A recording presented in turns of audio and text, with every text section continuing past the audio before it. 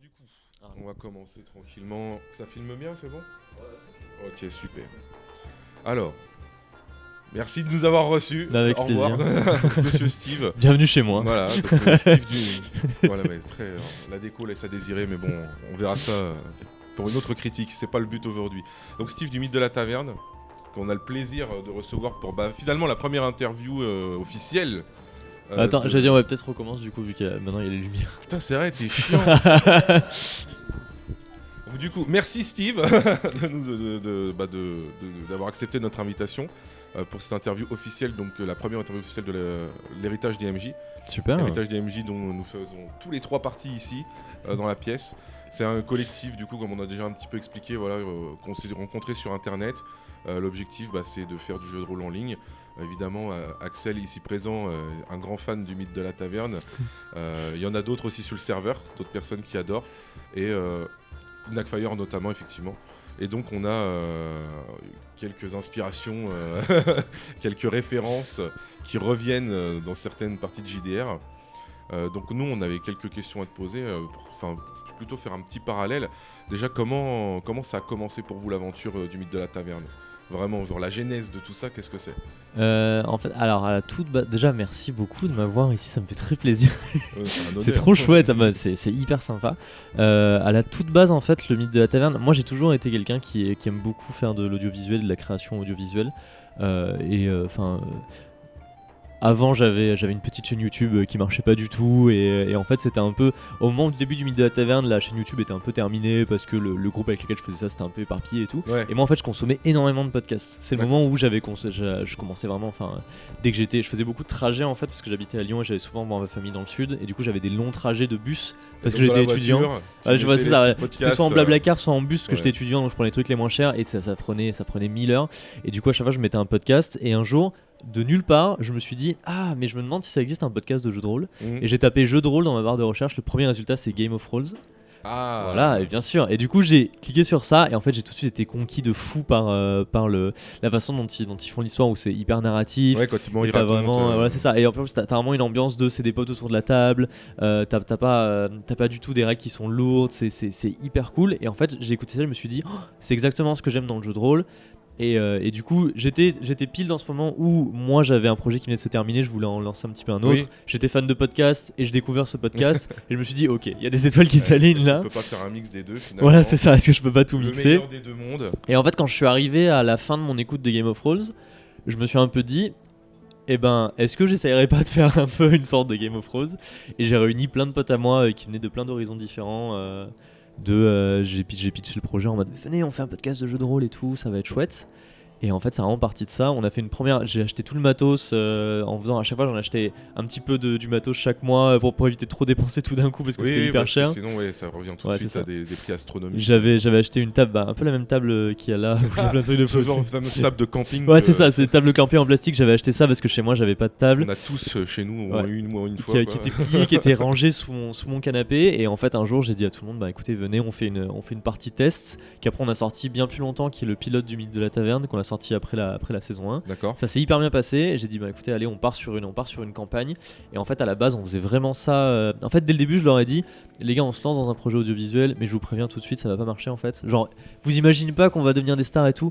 Ça va pas marcher, on va avoir 10 écoutes par mois. En fait, nous, on fait ça juste pour se faire kiffer. Ouais, bien sûr. Et si à un moment ça marche, tant mieux. Mais si en fait ça marche pas, on va continuer de le faire parce qu'on fait pas ça pour être célèbre ou quoi.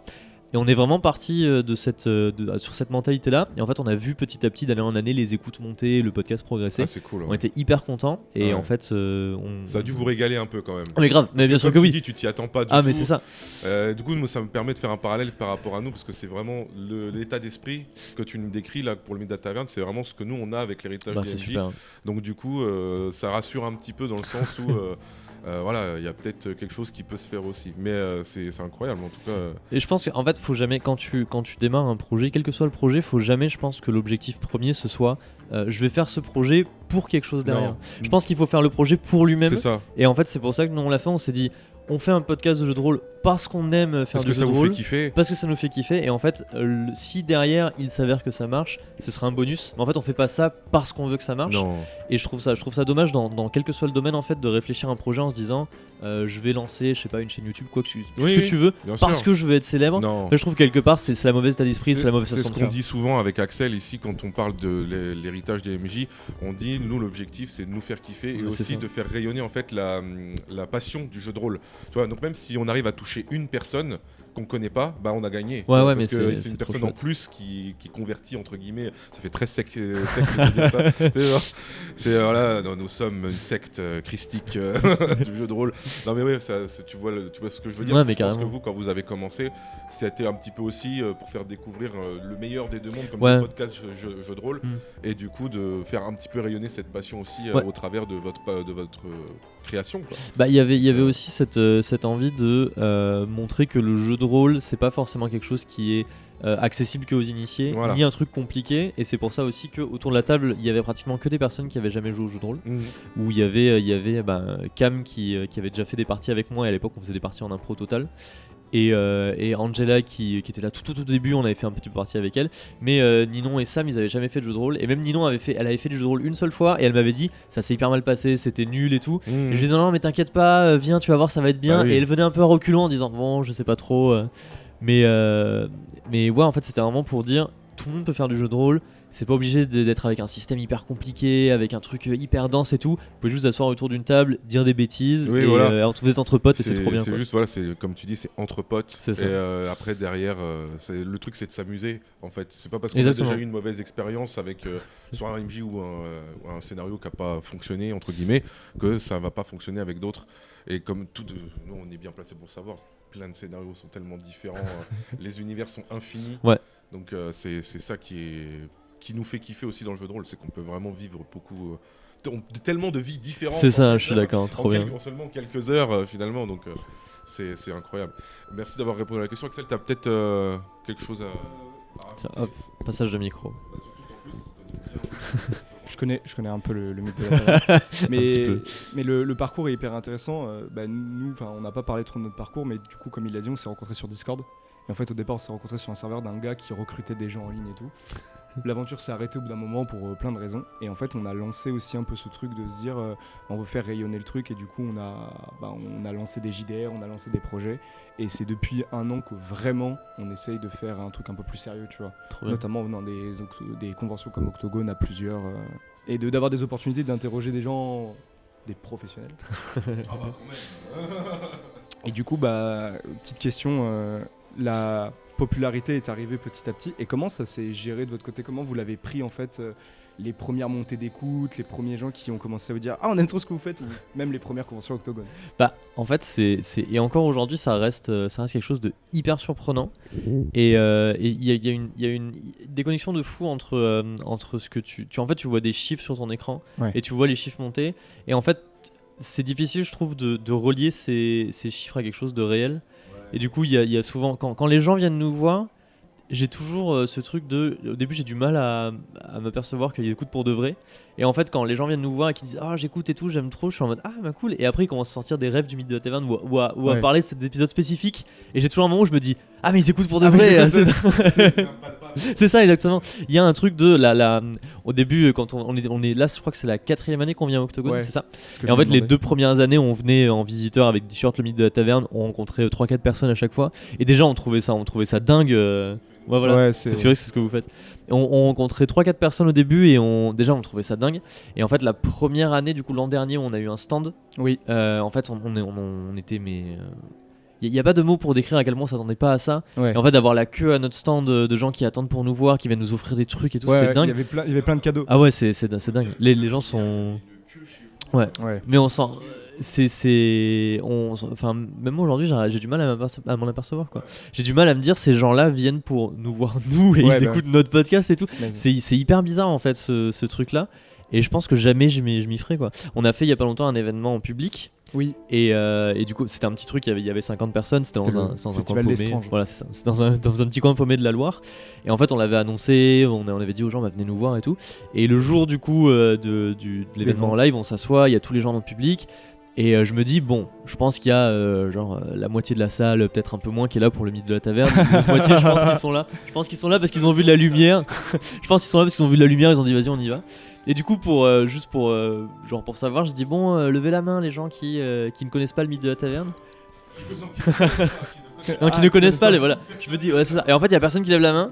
Et il y a une maman timidement qui lève la main avec son enfant au milieu de la foule. Ah ouais. Et je me dis, waouh, mais c'est dingue que tous ces gens ils soient venus pour nous, quoi, c'est fou. Encore une fois, je pense que c'est un moment où tu dois te dire, putain, c'est réel. Quoi. Ouais, mais c'est ça, exactement.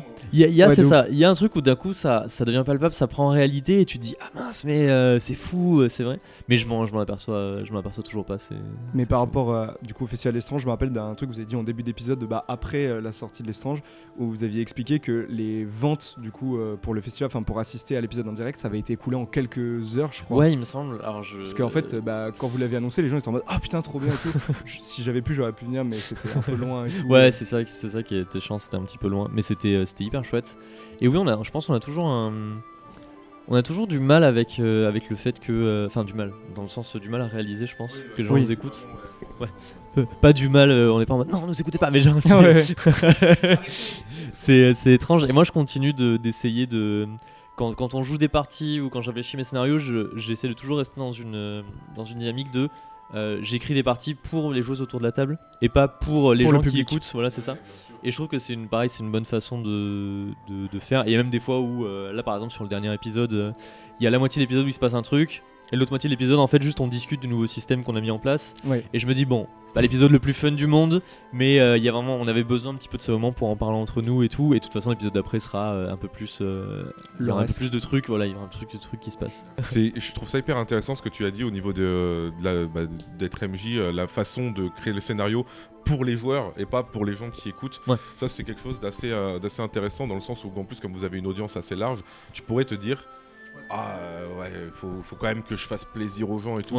Et en fait ce que je trouve assez cool en fait dans le mythe de la taverne, c'est vraiment effectivement tu gardes cette ligne directrice, t'écris pour tes joueurs et ça c'est vraiment quelque chose de très très cool. Mais est-ce qu'à un moment donné tu t'es pas dit peut-être subtilement dans ta tête, est-ce qu'il faudrait quand même que j'écrive pour l'audience ou pas du tout? Justement, en fait, l'histoire est intéressante. Quand on a, du coup, c'est notre saison 2 qu'on a vraiment eu un gros pic de personnes qui sont arrivées, qui ont commencé à écouter et tout. Et en fait, fin de saison 2, moi j'aime bien faire des finales de saison, un peu comme quand tu lis un livre de fantasy, que t'arrives à la fin, et qu'à la fin il se passe plein de trucs, t'as des révélations et des trucs qui s'enchaînent et tout. Axel fait beaucoup ça d'ailleurs aussi dans ses scénarios. C'est trop bien. J'adore moi faire ça. Et du coup, la fin de la saison 2, t'as des épisodes qui s'enchaînent avec des révélations, des personnes qui arrivent, des gros trucs et tout. Et en fait, il y a un raz-de-marée de personnes qui nous disent oh mais la fin est incroyable, c'est dingue et tout. Et en fait, moi j'ai un gros cliffhanger. J'ai un espèce de truc où je me dis mais est-ce que je vais réussir à réécrire ça? Est-ce que je vais réussir à refaire ce sentiment de tout le monde va trouver ça dingue? Je vois. Et en fait, c'est ça, voilà, où je me dis putain, mais du coup, il faut que je fasse mieux, quoi, pour parce qu'il y a un espèce de syndrome de l'imposteur aussi où tu te dis, est-ce que c'est pas de la chance en fait? Genre, j'ai eu une idée et c'était bien, et en fait, jamais je réussirais à avoir une aussi bonne idée, jamais réussirais à faire ça. Et en fait, pour la saison 3, j'étais vraiment dans un stress de me dire, il faut que je fasse mieux, il faut que ce soit encore plus spectaculaire, il faut que ce soit encore plus incroyable. Et j'avais, elle était un peu désagréable entre gros guillemets pour moi la saison 3 parce que j'avais vraiment ce contre-coup de il faut que ce soit un truc de fou, il faut que ce soit trop fou. C'est parce que tu t'étais mis trop de stress. C'est ça, je m'étais mis de la pression, je m'étais mis du stress et en fait on commençait à gagner en popularité, je me disais il faut que ce soit bien. Je m'étais interdit tout plein de trucs parce qu'à chaque fois que j'écrivais quelque chose je me disais c'est pas assez original, c'est pas assez grandiose, machin et tout. Après j'écrivais quelque chose, je me disais non mais ça ressemble trop à tel autre truc, les gens vont voir que c'est du plagiat. Donc c'était affreux. Ça y est, ça aussi. Voilà, et du coup je suis sorti de la saison 3 un peu où d'ailleurs la saison 3 c'est là où au bout d'un moment on a fait un hors-série qui se passe pas du tout dans un univers médiéval fantastique, c'est un truc d'horreur et tout. Et en fait ce hors-série là c'est parce que qui s'appelle les enquêtes du DAP. Et en fait ce hors-série là elle arrive au moment où moi je suis en mode j'en ai marre en fait de cette saison, c'est trop de pression pour moi et tout, j'ai besoin de faire un truc où vraiment je déconnecte et tout. Et en fait je les avais même pas prévenus. Et ils sont arrivés, j'ai dit ok les gars aujourd'hui on joue un spécial Halloween, on n'est pas du tout dans le même univers, on n'est pas du tout les mêmes personnages et tout. Et en fait ça m'a fait du bien pour un peu me sortir de ça et dire que je peux souffler un petit peu, c'est ça. Et du coup j'ai mal vécu entre guillemets la saison 3. Je trouve que la saison 3 après en la réécoutant et tout je la trouve trop bien. Après coup voilà c'est ça, mais moi sur le coup j'étais pas bien. Pendant la création de la saison 3 ça a été pas facile. C'était complexe, c'est ça. Et en fait après du coup quand on commence la saison 4 je me dis bah en fait ça suffit tout ça, maintenant on retourne aux racines de c'est ça. On fait un truc uniquement pour nous, j'essaie de me prendre la tête, quand je veux faire un truc je le fais, tant pis si ça a déjà été fait, tant pis si c'est déjà original. Et c'est hyper cool. Et c'est pour ça qu'au début de la saison 4, il y a tout un segment, des épisodes filler, un peu comme dans les mangas où il se passe rien. Oh, j'adore. Où en fait, on est en dehors on est un peu en dehors de l'histoire principale. Ils sont sur une île avec des pirates et il se passe des trucs à la con et tout. Ah, putain. C'est ça. Et j'essaie de rester dans cette optique-là et c'est beaucoup plus agréable en fait d'essayer de relâcher la pression et de se dire. Bien sûr. C'est pas grave. Puis je pense que l'audience s'en rend compte aussi au niveau parce que quand tu te mets la pression. Je pense que implicitement, les auditeurs, ils doivent le ressentir un petit peu dans la manière où tu écris quelque chose, dans la manière dont vous jouez. Et du coup, peut-être que implicitement, je pense que ça doit se ressentir un peu.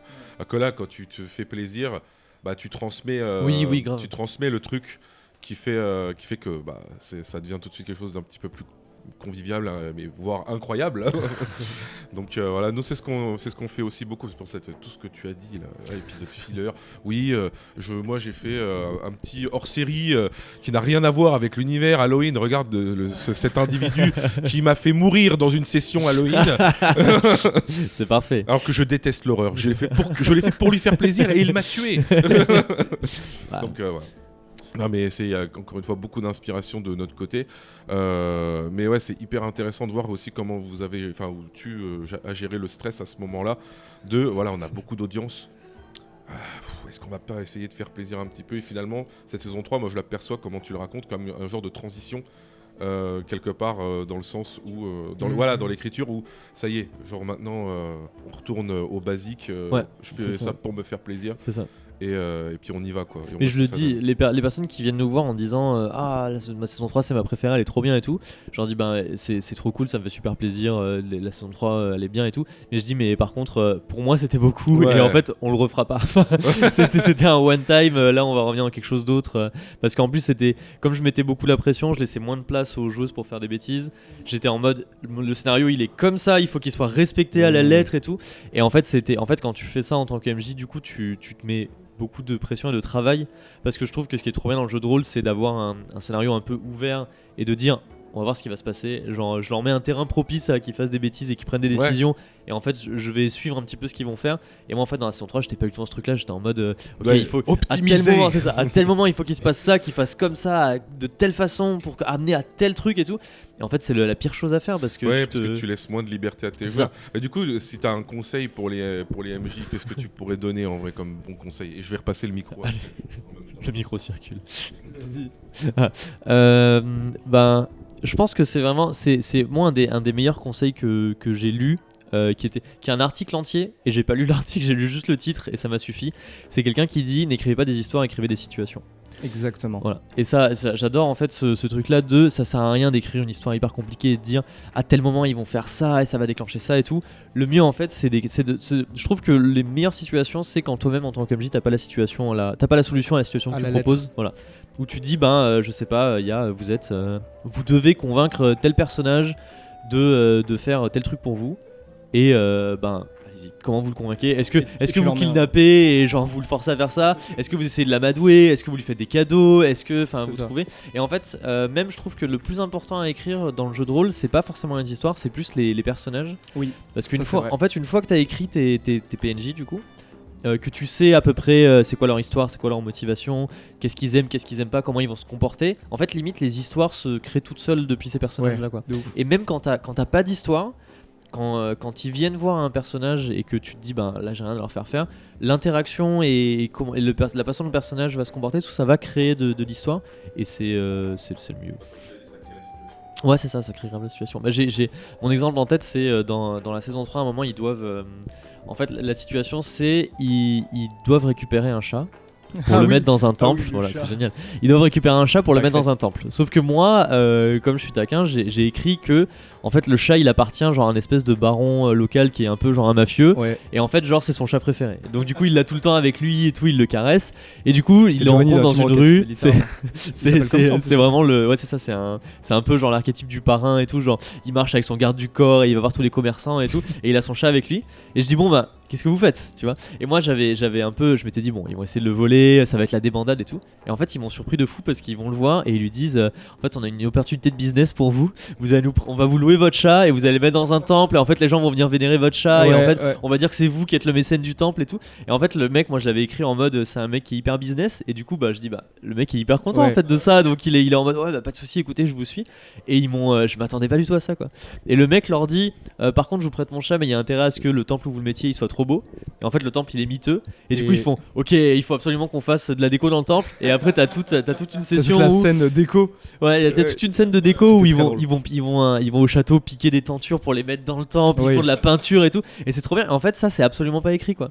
Et c'est de cette situation que j'avais proposé, voilà, on a découlé tout ça. Et en fait moi à ce moment-là je suis l'homme le plus heureux du monde parce qu'en plus je trouve que quand t'as une situation que t'avais pas forcément prévue, en tant que MJ tu deviens un peu joueur aussi. Parce que c'est un espèce de truc de ping-pong de tu leur proposes une situation, ils vont dire on réagit comme ça à la situation, toi tu vas dire ok alors la situation réagit comme ça par rapport à ce que vous faites. Et en fait il y a un truc de joueur qui est totalement différent de quand t'as écrit un scénario et qui disent je fais ça et tu lis, tu fais alors si vous faites ça, alors si vous faites ça du coup il se passe ça et c'est c'est ça exactement. En fait, tu crées un éventail de possibilités. Et en fait, eux, ils nagent dedans. Et du coup, tu as des petits points où tu te dis, ok, ils doivent voir tel personnage, telle situation. Et toi, tu as des petits points et tu sais qu'ils peuvent rebondir là-dessus. C'est ça, exactement. Mais c'est hyper intéressant parce que tu vois, le truc de la saison 3 où tu as eu un petit down parce que c'était beaucoup de pression. J'ai eu ça aussi à l'arc d'Aord. Parce que nous, on écrit en arc. Enfin, c'est pas pareil. C'est pas des saisons. Et non, on va pas tout voler non plus. Et pareil, en fait, c'était un truc qui était hyper stressant où il y avait énormément d'enjeux et tout. Et après ça, j'avais discuté du coup avec Warren parce qu'on parle beaucoup hors session. Et je lui avais dit, moi, il faut vraiment que je trouve une nouvelle manière d'écrire parce que ça commence à plus possible. Parce qu'en fait, moi, j'avais mon scénario qui était bien coordonné. Et en fait, il y a des moments, eux, ils voulaient se faire plaisir. Et moi, j'étais en mode, ouais, mais eux. Ouais, je comprends. Et en fait, depuis, j'ai revu comment j'écrivais. Et ça fait que là, on a notre grosse campagne qui est en pause. On est sur un autre format. Et où j'écris avec ce système-là où je me dis, ok, il y a un point, il y a un point B. Au milieu, il y a des petits points. Faites ce que vous voulez. Ouais, c'est ça. Je pense que c'est comme ça qu'il faut écrire. Je pense que c'est la meilleure façon d'écrire. Et aussi s'adapter aux joueurs. Parce grave. Que, sans spoiler, il y a des trucs que je pense que tu as mis en place par rapport à des volontés ou des comportements de joueurs. Tout à fait. Je pense à certains éléments canoniques en référence à des actes pour pas spoil. Je trouve que c'est là que le jeu de rôle est le plus intéressant par rapport à lire un livre, un film, jouer à un jeu vidéo. C'est que il va y avoir et c'est pour ça aussi que c'est une mauvaise idée d'écrire son scénario de A à Z, parce que je trouve vraiment que en tant qu'MJ, tu as la possibilité de réagir à ce que les joueurs font et pouvoir l'adapter et pouvoir créer des histoires à partir de ce qu'ils proposent. Et si tu es dans un truc de mon scénario il est comme ça et en fait quoi que vous fassiez vous allez aller d'un point A à un point B et le point B il va pas changer même si vous faites tout ce que vous voulez, je trouve que tu perds ça et que vraiment le mieux c'est ils vont faire tel truc et tu vas dire ok s'ils ont fait tel truc ça veut dire que moi dans la prochaine session je vais leur faire tel truc et tel personnage qu'ils ont rencontré qu'ils ont bien aimé je vais pouvoir le faire revenir et tel personnage que j'avais écrit qui était important qui s'en battent les couilles je vais juste le mettre de côté parce que visiblement ça les intéresse pas. Et je trouve que c'est la meilleure façon de jouer de faire jouer du jeu de rôle. Ouais mais... Ouais, c'est ça, c'est vivant et c'est il y a en fait les joueurs prennent vraiment une place en fait. Ouais, c'est et ça. C'est pas juste ils sont spectateurs ou ils sont lecteurs ou ce que tu veux de Bien truc. sûr, ouais. Ils sont actants et je trouve que c'est là le truc principal du jeu de rôle, c'est que t'as la possibilité de vraiment avoir un impact et d'être actant dans ce que tu fais et pas juste comme aucune haine pour les livres dont vous êtes le héros. Non, mais par exemple, les livres dont vous êtes le héros, c'est vraiment tu vas faire un choix, mais qui concrètement ne va pas être déterminant parce que c'est déjà préécrit en fait. Bien ce que sûr, tu vas en faire. fait, si c'est déjà écrit à l'avance, et en fait, c'est soit le choix là, soit le choix là. C'est ça, et voilà quoi. Non, là où moi j'aime bien où je disais quand je rebondis un peu sur ce que tu disais, où moi je trouve ça vivant. C'est le jeu de rôle, c'est voilà comme tu dis, c'est pas on récite une poésie, on récite pas, on lit pas un livre. C'est les joueurs, ils vivent une situation et on se renvoie la balle avec le MJ grâce à la création de situation, tu vois. Axel, ce qui fait beaucoup, par exemple, on adore parce qu'on parle de voilà, on lit un livre, il nous fait des descriptions d'endroits, de lieux ou de situations qui sont vraiment chouettes, magnifiques et qui font 40 et qui font 40 pages et demie environ. Non, alors, je plaisante, j'exagère, mais c'est de la pure narration. Voilà.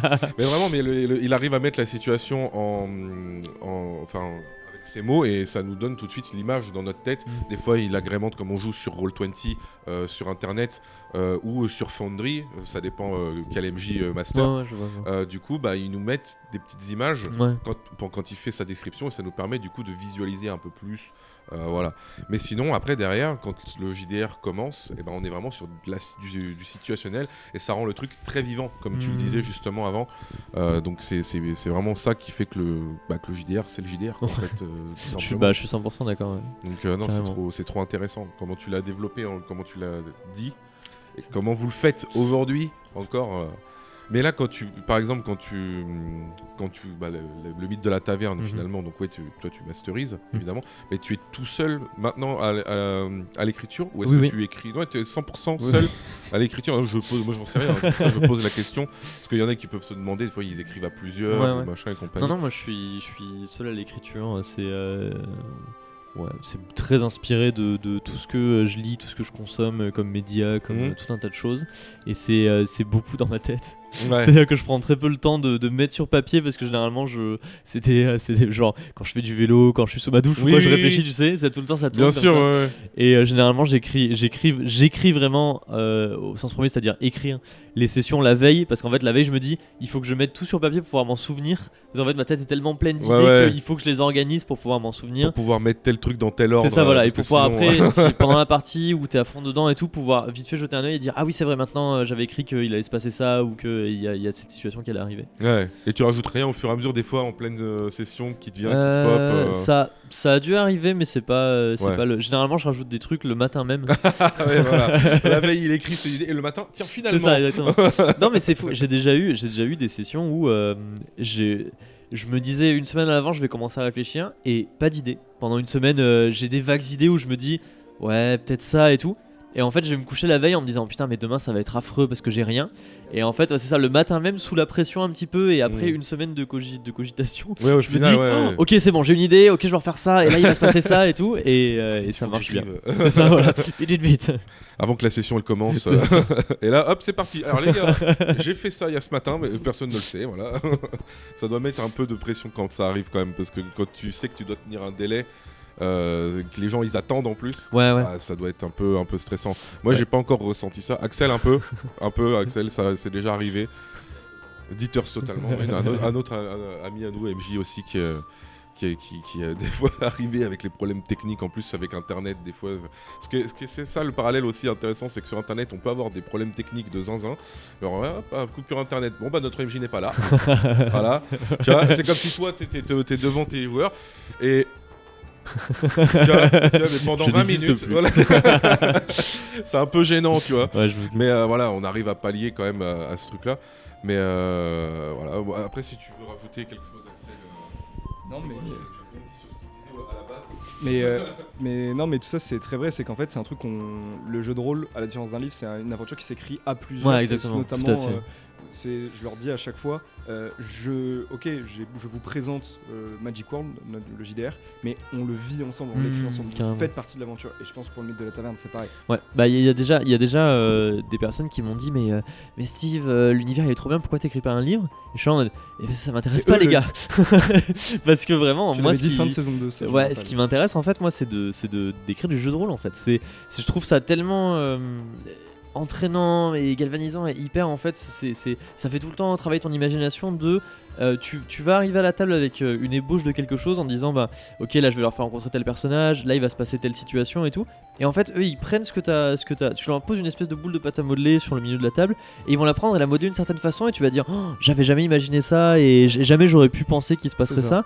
Et en fait c'est trop chouette et après tu repars, enfin moi du coup je repars chez moi en me disant du coup j'ai plein de nouvelles idées en fait pour les sessions qui vont venir et pas parce qu'ils viennent pas de moi en fait, qui viennent de eux ce qu'ils ont proposé et que moi je vais pouvoir rebondir dessus et me dire ok là ils ont fait tel truc, ça change totalement leur relation par rapport à tel personnage, il va se passer ça plus tard, là ils ont fait telle action dans tel endroit, ça veut dire qu'il va se passer ça plus tard et c'est trop bien. Je trouve qu'il y a aucun autre média, aucune autre façon d'écrire qui est aussi intense, libre, vivante, c'est ça que ça.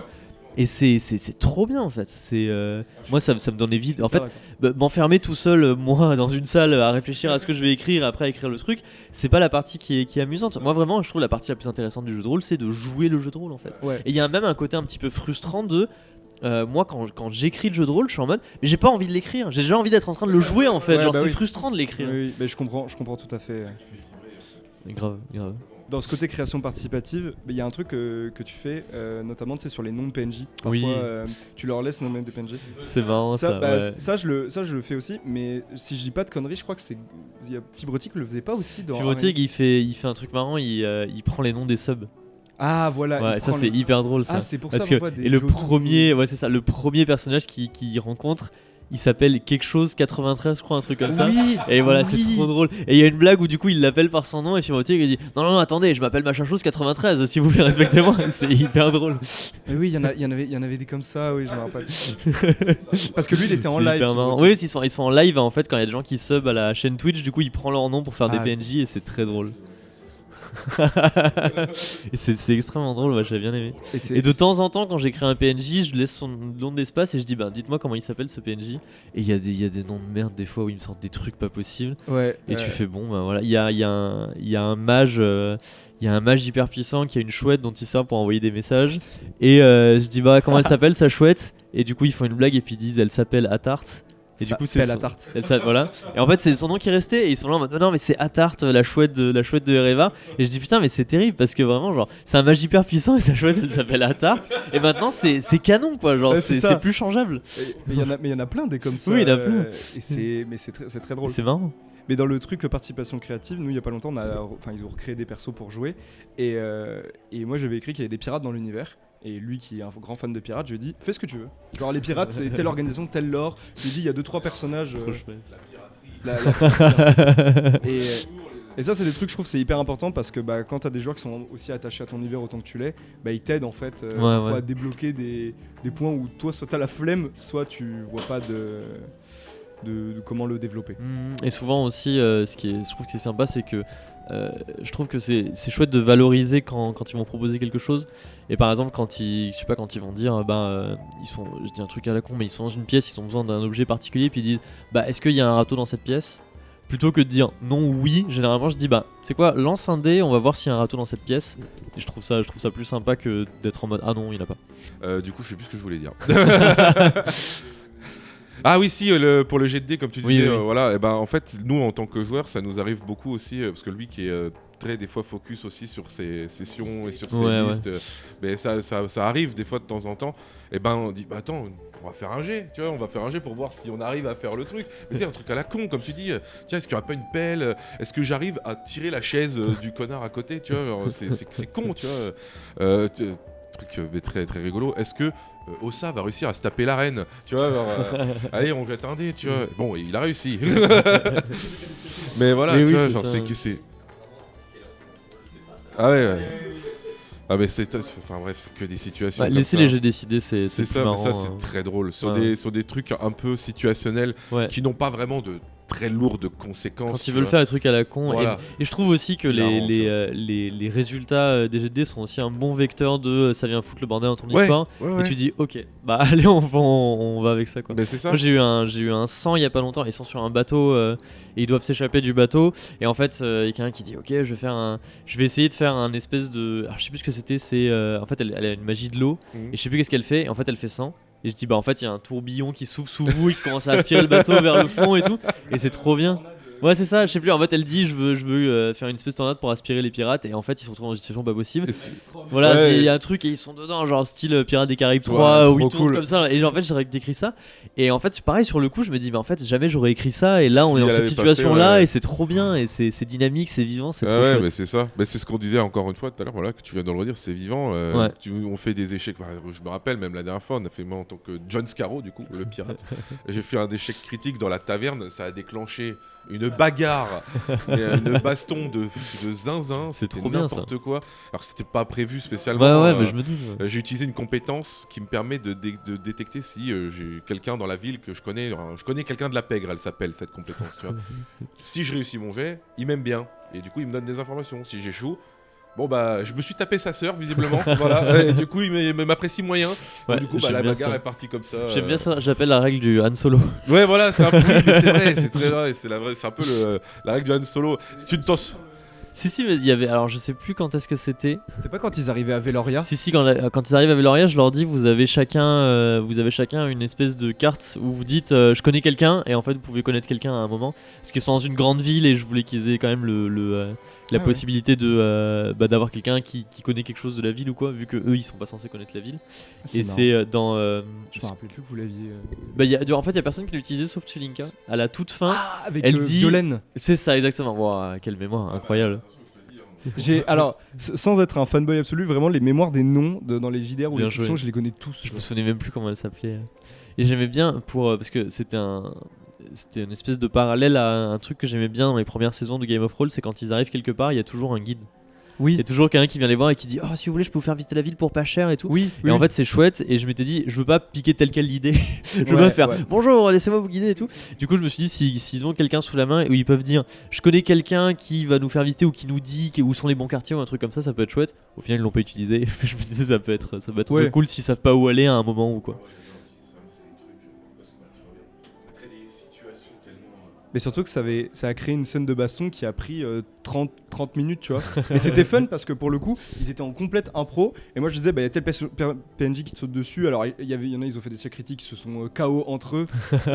Mais c'est hyper drôle parce que c'est pas écrit, mais ça rend le truc encore. Parfois c'est des scènes. Mais l'impro c'est trop cool dans le jeu de rôle. Et je sais pas si concrètement je fais ça, mais moi quand ils ont vraiment des très bonnes idées ou tu sais qu'ils sont sur une enquête et qu'ils ont un bon, je sais pas comment dire, une bonne intuition sur un truc, j'aime bien les valoriser par un petit bonus et leur dire c'est pas mal ce que t'as fait, tiens, tu prends un point quelque part.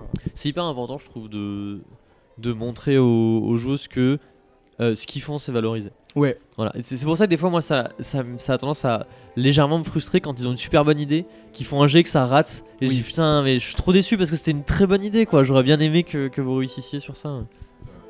C'est vas-y.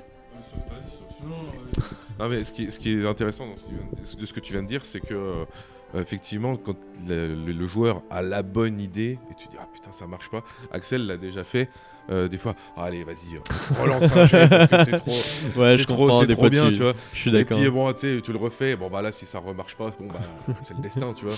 C'est voilà, mais c'est vrai que il y a des fois même nous en tant que joueur, on se dit putain mais cette idée. Mais t'as envie que ça arrive. C'est ça, ouais. Tu te dis allez, j'ai envie de le faire. Tu mets tout en œuvre pour que ça se passe et le destin te chie dessus, tu vois, littéralement.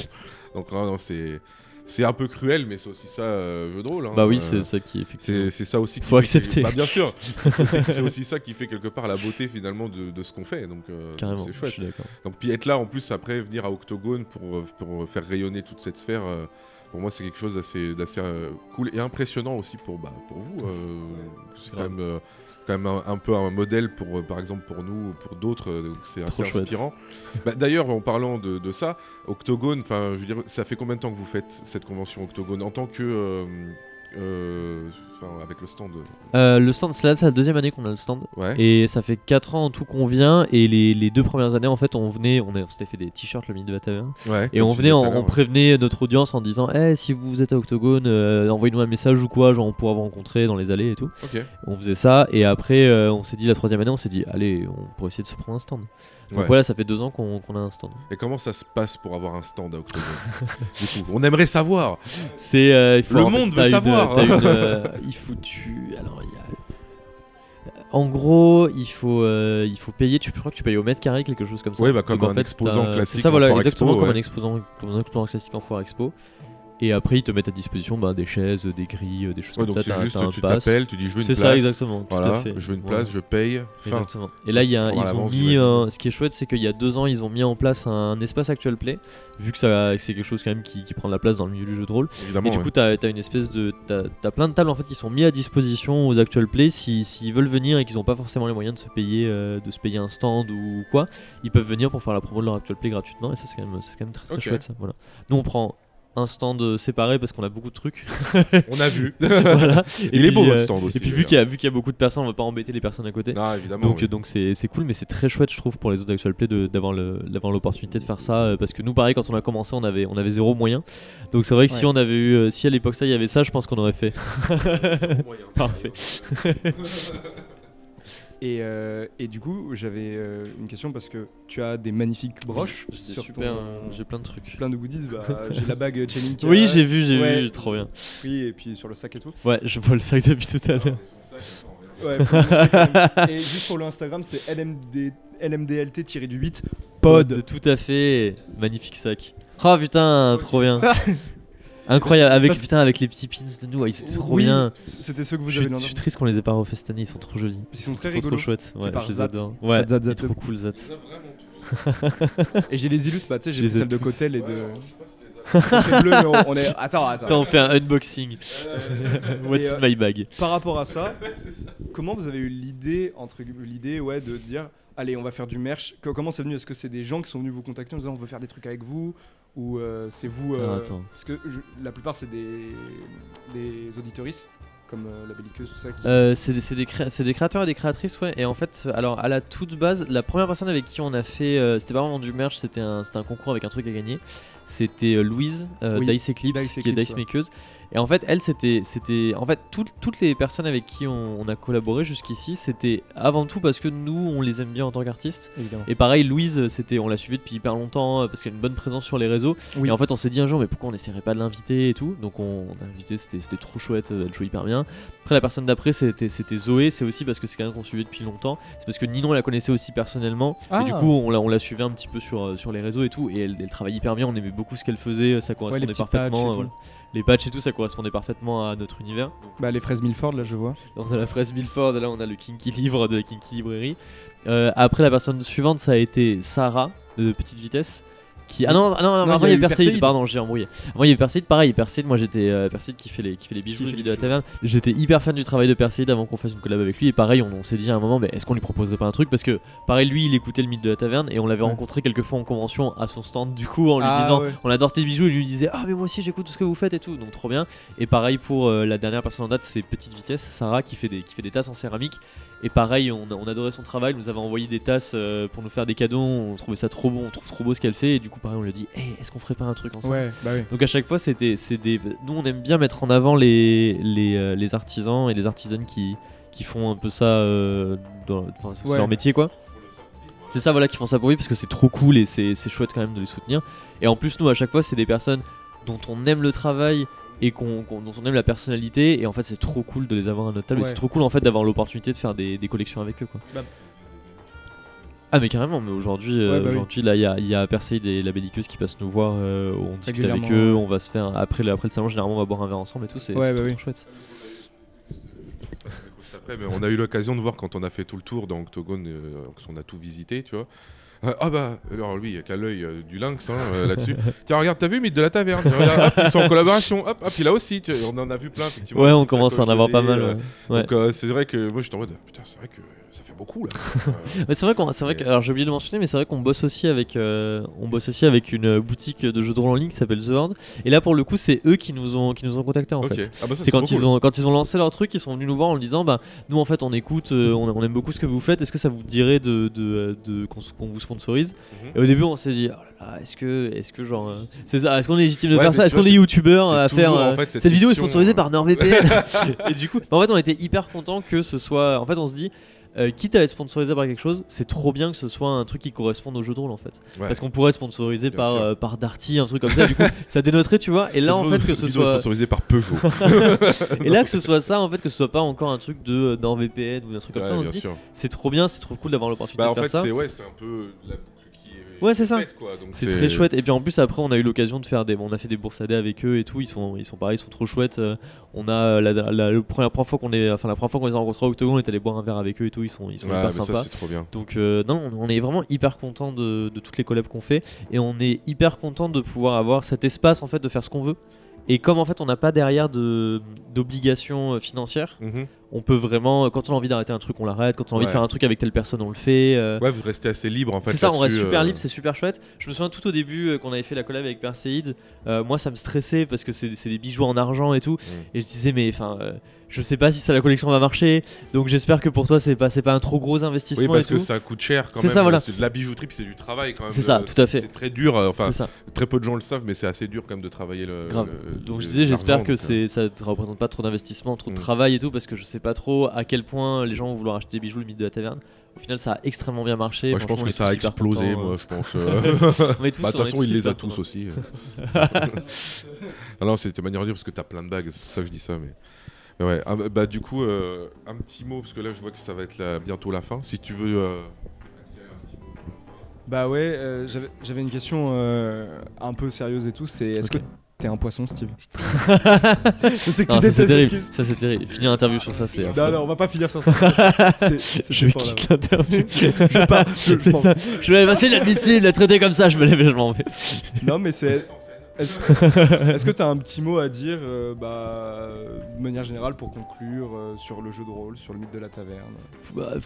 En fait, le seul truc que j'ai à dire et que je dis depuis le longtemps, c'est franchement faites du jeu de rôle. Ouais. Mais que, en fait, quel que soit le cercle, quelles que soient les personnes, quel que soit votre niveau de connaissance du jeu de rôle, l'univers que vous aimez et tout, en fait, il y a forcément, vous pouvez faire du jeu de rôle. Je conseille beaucoup de. Bon, alors malheureusement, je ne suis pas commercial, mais je conseille beaucoup de ne pas acheter de jeux de rôle au début. Et en fait, parce que moi, à l'époque où j'ai commencé à faire du jeu de rôle, j'étais étudiant, j'avais zéro moyen. Un livre de jeu de rôle, ça coûte 40, 50, des fois 60 balles. Je n'avais vraiment pas l'argent à mettre là-dedans. Ouais, bah oui. Et en fait, ce qui est trop bien avec le jeu de rôle, c'est que comme c'est une pratique qui se base uniquement sur l'imaginaire, en fait, t'as besoin de rien pour le faire. En fait, tout le monde peut en faire. T'as même pas besoin forcément de règles. Et je disais, en fait, les règles, ça peut être aussi con qu'un pile ou face. Exactement. C'est-à-dire que t'as une pièce. Quelqu'un dit je vais essayer de taper le monstre, lance la pièce, si c'est face c'est bon, si c'est pile c'est pas bon. Et en fait c'est juste ça, c'est-à-dire que vraiment là on pourrait s'installer, on sort une pièce et je dis ok les gars vous êtes dans une taverne et tout. Et en fait c'est ça qui est trop bien. C'est ça, et ça part, et en fait, moi je conseille aussi beaucoup de tout au début faire du jeu de rôle en impro total, parce qu'en fait, en tant que MJ, ça te déstresse beaucoup d'avoir un truc à chaque fois et de te dire là j'ai rien écrit, ça va être compliqué et tout. En fait, t'es en impro total, tu préviens tes joueuses en disant là on fait une partie en impro, donc il va pas y avoir des super trucs de fou et tout, on va juste s'amuser entre nous. Et en fait, ça se fait n'importe où, ça se fait n'importe quand, ça se fait avec n'importe qui. Le jeu de rôle c'est trop bien, et vraiment, faut pas avoir peur de se lancer et d'essayer. Et en fait, le jeu de rôle, ça a pas besoin à chaque fois d'être des super campagnes qui durent pendant des années et des super complots et des retournements de situation et tout. Alors, le jeu de rôle, c'est juste vous êtes là, qu'est-ce que vous faites? Il y a un monstre devant vous, vous êtes dans une taverne, vous êtes dans une forêt, vous êtes devant un coffre, vous êtes dans un donjon. Ça peut être n'importe quel univers, n'importe quelle situation. C'est trop bien et ça se fait avec tout le monde, je pense. Bah, c'est ça. Une aventure peut partir d'un truc aussi simple que d'aller jeter un anneau dans un volcan. Voilà. Et pour conclure, merci vraiment Steve pour cette interview. Merci énormément. Tu peux donner les réseaux du mythe de la taverne pour que les gens aient admiré le travail et remercier. On est sur toutes les bonnes et les mauvaises plateformes d'écoute. Donc vous pouvez nous écouter sur Spotify, Deezer, Apple Podcast, partout où vous nous trouvez. Les premiers épisodes de la saison 1 sont sur YouTube, mais après ils y sont plus. Donc vous pouvez commencer à écouter sur YouTube si vous voulez. Après vous passez sur autre chose. On est sur Instagram @lmdlt-8 pod, comme c'est indiqué sur notre badge, où on fait pas mal de. En ce moment on réduit un petit peu les posts parce que c'est beaucoup de travail, mais c'est là où on communique sur où on va être, quand est-ce que les épisodes sortent et tout. L'unboxing. Et voilà, on fait des unboxings, c'est vrai, des fois je me filme en train de faire des unboxings, Nino aussi. Et c'est toujours un plaisir de faire le mythe de la taverne. Donc voilà. Donc n'hésitez pas à suivre le travail du mythe de la taverne.